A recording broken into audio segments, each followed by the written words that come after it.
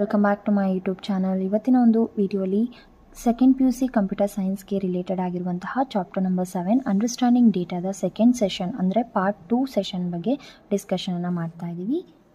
Last previous ಕ್ಲಾಸಲ್ಲಿ ಅಂದರೆ session number 1ನಲ್ಲಿ ಯಾವೆಲ್ಲ ಥಿಂಗ್ಸ್ಗಳನ್ನು ಅಥವಾ ಕಾನ್ಸೆಪ್ಟ್ಗಳನ್ನು ಕವರ್ ಮಾಡಿದ್ದೀವಿ ಅಂದರೆ we are discussing about the definition of data and we later discussed about information and we discussed about examples of data, then importance of data ಬಗ್ಗೆ discuss ಮಾಡಿದ್ವಿ. Then we discussed about some of the scenarios where data are also stored and analysed. ಡೇಟಾವನ್ನು ಹೇಗೆ analyse ಮಾಡ್ತೀವಿ ಮತ್ತು ಡಿಸಿಷನ್ಸ್ಗಳನ್ನು ಹೇಗೆ ತಗೊಳ್ತಾ ಇದ್ವಿ, ಯಾವ ರೀತಿ ಡಿಪೆಂಡ್ ಆಗಿದೆ ಡೇಟಾ ಮೇಲೆ ಡಿಸಿಷನ್ ಅನ್ನೋದ್ರ ಬಗ್ಗೆ ಡಿಸ್ಕಸ್ ಮಾಡಿದ್ವಿ. ಮತ್ತು ಟೈಪ್ಸ್ ಆಫ್ ಡೇಟಾ ಬಗ್ಗೆ ಡಿಸ್ಕಸ್ ಮಾಡಿದ್ವಿ, ಸ್ಟ್ರಕ್ಚರ್ಡ್ ಮತ್ತು ಅನ್ಸ್ಟ್ರಕ್ಚರ್ಡ್ ಡೇಟಾ ಬಗ್ಗೆ ಡಿಸ್ಕಸ್ ಮಾಡಿದ್ವಿ. ಇದಿಷ್ಟು ಥಿಂಗ್ಸ್ಗಳನ್ನು ನಾವು ಸೆಷನ್ ನಂಬರ್ 1ನಲ್ಲಿ ಕವರ್ ಮಾಡಿದ್ದೀವಿ.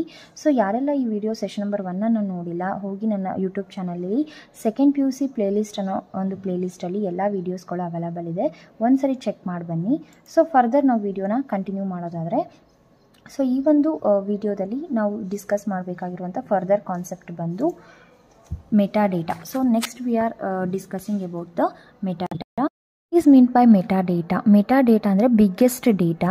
ಒಂದಿಷ್ಟು ಡೇಟಾ ಮತ್ತಷ್ಟು ಆ ಒಂದು ಡೇಟಾ ಬೇರೆ ಒಂದಿಷ್ಟು ಡೇಟಾವನ್ನು ಕ್ಯಾರಿ ಮಾಡ್ತಾ ಇದ್ರೆ, ಫಾರ್ ಎಕ್ಸಾಂಪಲ್ ಒಂದಿಷ್ಟು ಡೇಟಾವನ್ನು ಬರೆದಿದ್ದೀವಿ, ಆ ಒಂದು ಡೇಟಾಗೆ ಫರ್ದರ್ ಡೇಟಾ ಸಬ್ ಡೇಟಾ ಅಂತ ಏನು ಕರಿತೀವಿ ಅಥವಾ ಸಬ್ ಇನ್ಫಾರ್ಮೇಷನ್ ಅಂತ ಏನು ಕರಿತೀವಿ, ಆ ರೀತಿಯಾಗಿ ಒಂದಿಷ್ಟು ನಿರ್ದಿಷ್ಟವಾಗಿರುವಂತಹ ಇನ್ಫಾರ್ಮೇಷನು ಮತ್ತಷ್ಟು ಇನ್ಫಾರ್ಮೇಷನ್ನ ಕ್ಯಾರಿ ಮಾಡ್ತಾ ಇದ್ರೆ ಅದನ್ನು ನಾವು ಮೆಟಾಡೇಟಾ ಅಂತ ಕರಿತಾ ಇದ್ದೀವಿ.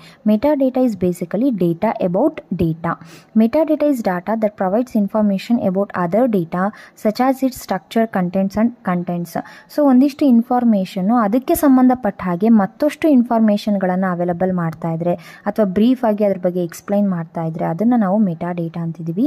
ಫಾರ್ ಎಕ್ಸಾಂಪಲ್ ಇಲ್ಲಿ ಇಮೇಲನ್ನು ಎಕ್ಸಾಂಪಲ್ ಆಗಿ ತೊಗೊಂಡ್ರೆ, ಇಮೇಲ್ ಅನ್ನೋದು ಒಂದು ಡೇಟಾ, ಅದರಲ್ಲಿ ಮತ್ತಷ್ಟು ಡೇಟಾ ಇರುತ್ತೆ. ಫಾರ್ ಎಕ್ಸಾಂಪಲ್ ನಾವು ಯಾರಿಗೆ ಕಳಿಸ್ತಾ ಇದ್ದೀವಿ, ಯಾರಿಂದ ಇನ್ಫಾರ್ಮೇಷನ್ ಕಳಿಸ್ತಾ ಇದ್ದೀವಿ, ಯಾರಿಗೋಸ್ಕರ ಕಳಿಸ್ತಾ ಇದ್ದೀವಿ ಅಂದರೆ ಅಡ್ರೆಸ್ ಆಫ್ ಸೆಂಡರ್ ಮತ್ತು ಟು ಅಡ್ರೆಸ್ ಫ್ರಮ್ ಅಡ್ರೆಸ್ ಮತ್ತು ಟು ಅಡ್ರೆಸ್ ಇರುತ್ತೆ, ಮತ್ತು ರೆಸಿಪಿಟೆಂಟ್ ನೇಮ್ ಇರುತ್ತೆ, ಡೇಟ್ ಇರುತ್ತೆ, ಯಾವಾಗ ಕಳಿಸಿದ್ದೀವಿ, ಯಾವ ಸಮಯದಲ್ಲಿ ಕಳಿಸಿದ್ದೀವಿ, ಏನು ಇನ್ಫಾರ್ಮೇಷನ್ನ ಕಳಿಸ್ತಾ ಇದ್ದೀವಿ, ಸಬ್ಜೆಕ್ಟ್ ಇರುತ್ತೆ. ಸೊ ಇದೆಲ್ಲದೂ ಏನಂತ ಕರಿತಾ ಇದ್ವಿ, ಮೆಟಾಡೇಟಾ ಅಂತ ಹೇಳಿ ಕರಿತಾ ಇದ್ದೀವಿ. ಅಂದರೆ ಒಂದಿಷ್ಟು ಡೇಟಾ ಮತ್ತಷ್ಟು ಡೇಟಾವನ್ನು ನಾವೇನು ಮಾಡ್ತಾ ಇದ್ದೀವಿ, ಬ್ರೀಫ್ ಮಾಡ್ತಾ ಇದ್ದೀವಿ, ಅದನ್ನು ಒಂದು ನಾವು ಮೆಟಾಡೇಟಾ ಅಂತ ಹೇಳಿ ಕರಿತಾ ಇದ್ದೀವಿ. So this is about the concept called metadata.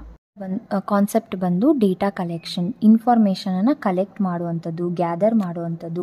Data collection is the process of collecting information from relevant sources to find a solution to given statistical enquiry. ನಾವೇನಾದರೂ ಇನ್ಫಾರ್ಮೇಷನನ್ನು ಫೈಂಡ್ ಔಟ್ ಮಾಡ್ತಾ ಇದ್ದೀವಿ, ಹುಡುಕ್ತಾ ಇದ್ದೀವಿ ಅಂದರೆ ಒಂದಿಷ್ಟು ನಿರ್ದಿಷ್ಟವಾದಂತಹ ಇನ್ಫಾರ್ಮೇಷನನ್ನು ರಿಲೆವೆಂಟ್ ಸೋರ್ಸಸ್ಸಿಂದ, ಬೇರೆ ಬೇರೆ ಸೋರ್ಸಸ್ಸಿಂದ ಬೇರೆ ಬೇರೆ ರೀತಿಯಾದಂಥ ಒಂದೇ ಇನ್ಫಾರ್ಮೇಷನ್, ಫಾರ್ ಎಕ್ಸಾಂಪಲ್ ಯಾವುದೋ ಒಂದು ಇನ್ಫಾರ್ಮೇಷನ್ ಕಂಪ್ಯೂಟರ್ ಸೈನ್ಸ್ ಬಗ್ಗೆ ಇನ್ಫಾರ್ಮೇಷನ್ನ ಕಲೆಕ್ಟ್ ಮಾಡ್ತಾ ಇದ್ದೀವಿ ಅಂದರೆ ನಾವು ಇಮೇಜ್ ರೂಪದಲ್ಲೂ ಕಲೆಕ್ಟ್ ಮಾಡ್ಬೋದು, ಟೆಕ್ಸ್ಟ್ ರೂಪದಲ್ಲೂ ಕಲೆಕ್ಟ್ ಮಾಡ್ಬೋದು, ಆಡಿಯೋ ರೂಪದಲ್ಲೂ ಕಲೆಕ್ಟ್ ಮಾಡ್ಬೋದು, ಅಥವಾ ನಾವು ಇಮೇಲಿಂದನೂ ಕಲೆಕ್ಟ್ ಮಾಡ್ಬೋದು, ಅಥವಾ ಬೇರೆ ಬೇರೆ ಸಾಫ್ಟ್ವೇರ್ ಅಪ್ಲಿಕೇಶನ್ಸ್ ಇನ್ಸ್ಟಾಗ್ರಾಮಿಂದ ಆಗಿರ್ಬೋದು, ಗೂಗಲ್ ಆಗಿರ್ಬೋದು. ಸೊ ನಾವು ಯಾವ ರೀತಿಯಿಂದನಾದರೂ ಇನ್ಫಾರ್ಮೇಷನ್ನ ಕಲೆಕ್ಟ್ ಮಾಡ್ಬೋದು, ಅದು ಬೇರೆ ಬೇರೆ ಫಾರ್ಮ್ಯಾಟಲ್ಲಾಗಿರ್ಬೋದು, ಬಟ್ ರಿಲೆವೆಂಟ್ ಆಗಿರುತ್ತೆ ಅಂತ ಒಂದನ್ನು ನಾವೇನಂತ ಕರಿತಾ ಇದ್ದೀವಿ, ಕಲೆಕ್ಷನ್ ಆಫ್ ಡೇಟಾ ಅಂತೇಳಿ ಕರಿತಾ ಇದ್ದೀವಿ. Data are continuously being generated at different sources. So information ಏನಾಗ್ತಾ ಇದೆ, time based upon the time, ಸೆಕೆಂಡಿಗೂ ಅಥವಾ ಮಿನಿಟಿಗೂ ಟೈಮ್ ಡೇಟಾ ಏನಾಗ್ತಾ ಇದೆ, ಹೊಸದಾದಂಥ ಇನ್ಫಾರ್ಮೇಷನ್ ಅಪ್ಡೇಟ್ ಆಗ್ತಾ ಇರುತ್ತೆ ಅಥವಾ ಜನ್ರೇಟ್ ಆಗ್ತಾ ಇರುತ್ತೆ. ನಮಗೆ ಬೇಕಾಗಿರೋಂಥ ಇನ್ಫಾರ್ಮೇಷನ್ ಒಂದೇ ರೀತಿಯಲ್ಲಿ ಸಿಗಬೇಕು ಅಂತ ರೂಲ್ಸ್ ಏನಿಲ್ಲ. ಬೇರೆ ಬೇರೆ ಸೋರ್ಸಸ್ಸಿಂದ ಬೇರೆ ಬೇರೆ ರೀತಿಯಾಗಿರುವಂಥ ಇನ್ಫಾರ್ಮೇಷನ್, ರಿಲೆವೆಂಟ್ ಆಗಿರುವಂಥ ಇನ್ಫಾರ್ಮೇಷನ್ ನಮಗೆ ಅವೈಲಬಲ್ ಇರುತ್ತೆ, ಗ್ಯಾದರ್ ಆಗುತ್ತೆ. ನಾವು ಇನ್ಫಾರ್ಮೇಷನ್ ಬೇಕಾದ ರೀತಿಯಲ್ಲಿ ಬೇರೆ ಬೇರೆ ಕಡೆಯಿಂದ ಸ್ಟೋರ್ ಮಾಡ್ತಾ ಇದ್ರೆ ಅಥವಾ ಕಲೆಕ್ಟ್ ಮಾಡ್ತಾ ಇದ್ರೆ, ಗ್ಯಾದರ್ ಮಾಡ್ತಾ ಇದ್ರೆ ಆ ಒಂದು ಪ್ರೊಸೀಜರನ್ನು ನಾವು ಡಾಟಾ ಕಲೆಕ್ಷನ್ ಅಂತ ಹೇಳಿ ಕರಿತಾ ಇದ್ದೀವಿ. Example, hospitals are collecting data about patients for improving their services. Data collection purpose ಏನು ಮೇಜರ್ ಆಗಿ ಅಂತ ಅಂದರೆ ಫರ್ದರ್ ಒಂದು ಕ್ವಾಲಿಟಿಯನ್ನು ಇಂಪ್ರೂವ್ ಮಾಡಲಿಕ್ಕೆ.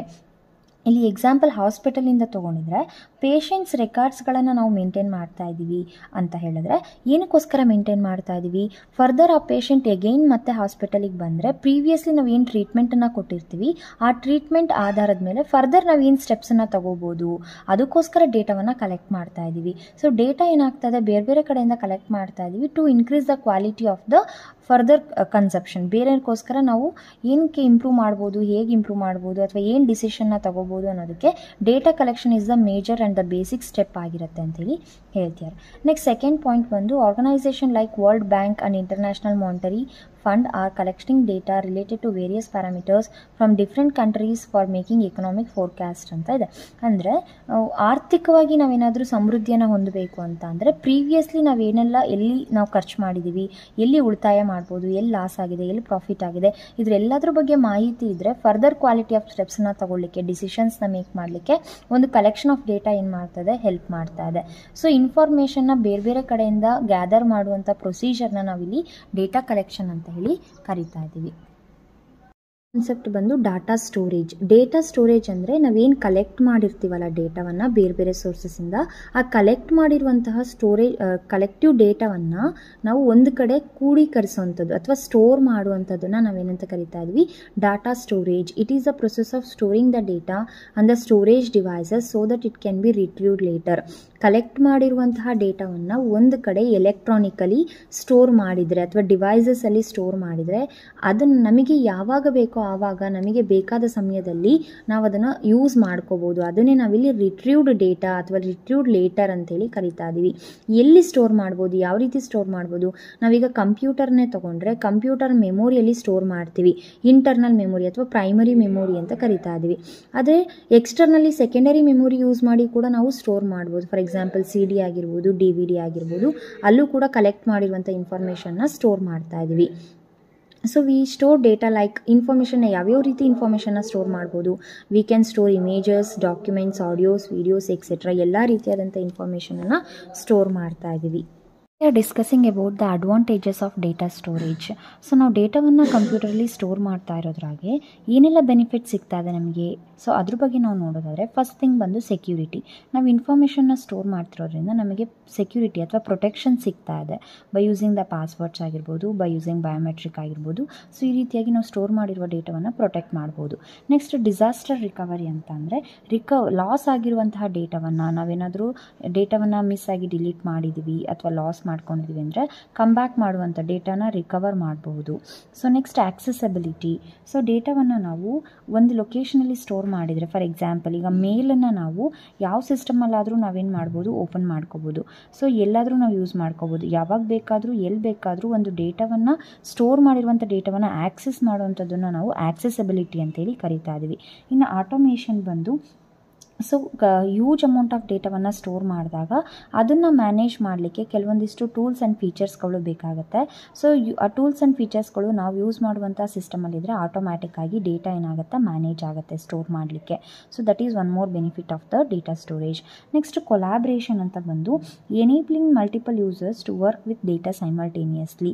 ಒಂದೇ ಡೇಟಾದ ಬಗ್ಗೆ ಒಂದೇ ಸಮಯದಲ್ಲಿ ಸುಮಾರಷ್ಟು ಜನ ಆಕ್ಸೆಸ್ ಮಾಡುವಂಥದ್ದು ಅಥವಾ ಸುಮಾರಷ್ಟು ಜನ ಅದನ್ನು ಯೂಸ್ ಮಾಡ್ಕೊಳ್ಳೋವಂಥದ್ದು ನಾವೇನಂತ ಕರಿತಾ ಇದ್ವಿ, ಕೊಲಾಬ್ರೇಷನ್ ಅಂತ ಹೇಳಿ ಕರಿತಾ ಇದ್ವಿ.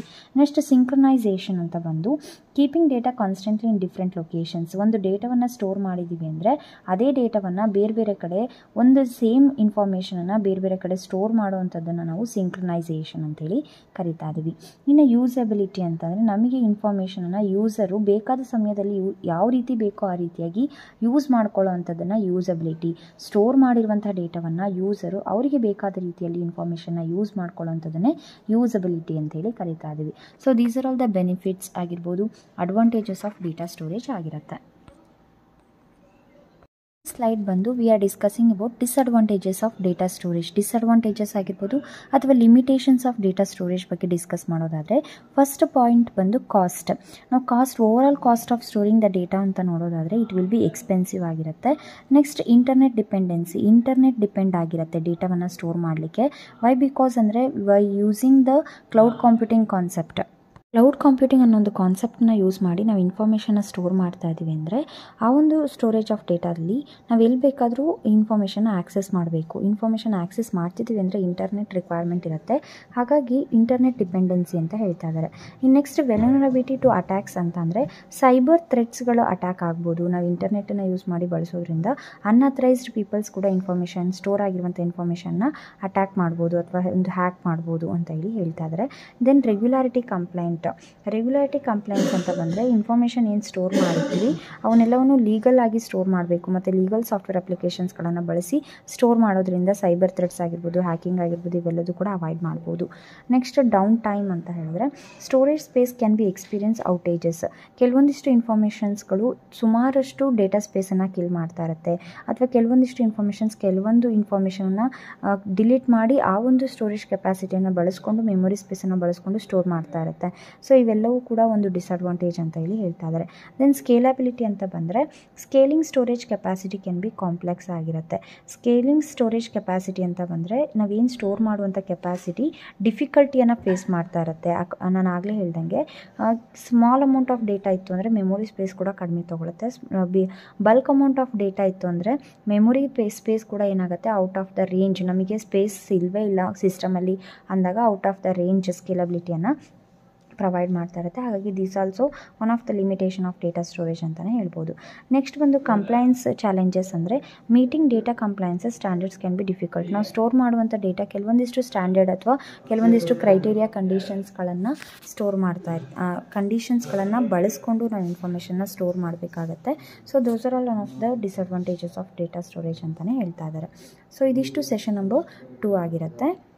Number 2 chapter number 7 understanding data ಎಲ್ರಿಗೂ ಯೂಸ್ಫುಲ್ ಆಗಿದೆ, ಹೆಲ್ಪ್ಫುಲ್ ಆಗಿದೆ, ಅರ್ಥ ಆಗಿದೆ ಅಂತ ಭಾವಿಸ್ತಾ, ಇನ್ನು ಯಾರೆಲ್ಲ ನನ್ನ ಚಾನಲ್ನ ಸಬ್ಸ್ಕ್ರೈಬ್ ಮಾಡಿ ನೋಡ್ತಾ ಇಲ್ಲ ದಯವಿಟ್ಟು ಸಬ್ಸ್ಕ್ರೈಬ್ ಮಾಡಿ ನೋಡಿ, ಸೊ ದಟ್ ನಿಮಗೆ ನೆಕ್ಸ್ಟ್ ವೀಡಿಯೋದ ನೋಟಿಫಿಕೇಷನ್ ಅಪ್ಡೇಟ್ ಆಗ್ತಾ ಹೋಗುತ್ತೆ. ದಯವಿಟ್ಟು ಸಪೋರ್ಟ್ ಮಾಡಿ, ಕಮೆಂಟ್ ಮಾಡಿ, ಲೈಕ್ ಮಾಡಿ, ಶೇರ್ ಮಾಡಿ ಅಂತ ಹೇಳ್ತಾ ಥ್ಯಾಂಕ್ಸ್ ಫಾರ್ ವಾಚಿಂಗ್.